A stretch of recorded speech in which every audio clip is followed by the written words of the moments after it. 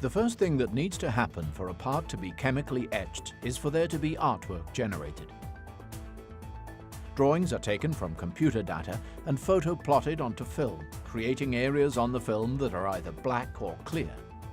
Depending on the type of photoresist being used, either the clear areas or the black areas will be the image of the desired part. Generally, there are two pieces of film created that are aligned precisely front to back.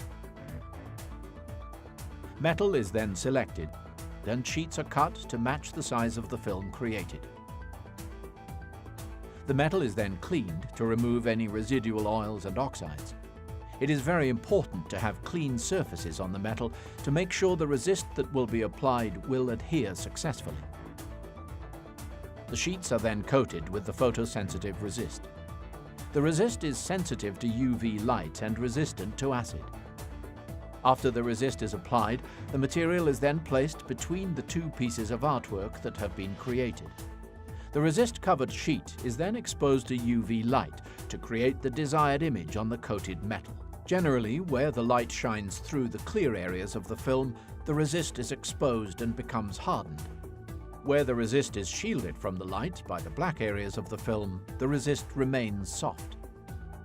After exposure to the UV light, the sheets are put through a developer where the soft resist is dissolved away and the hardened resist remains. The sheet of material will then have resist remaining in the areas where the material needs to remain, while the rest of the sheet has exposed metal where the material is to be removed. The next step is to have the sheet put through an etching machine, where etchant is sprayed on both sides of the sheet. Where the etchant comes in contact with exposed material, the metal is dissolved. Where the resist has been applied, the material will be protected from the etchant. When the sheet is finished etching, the remaining resist must be removed.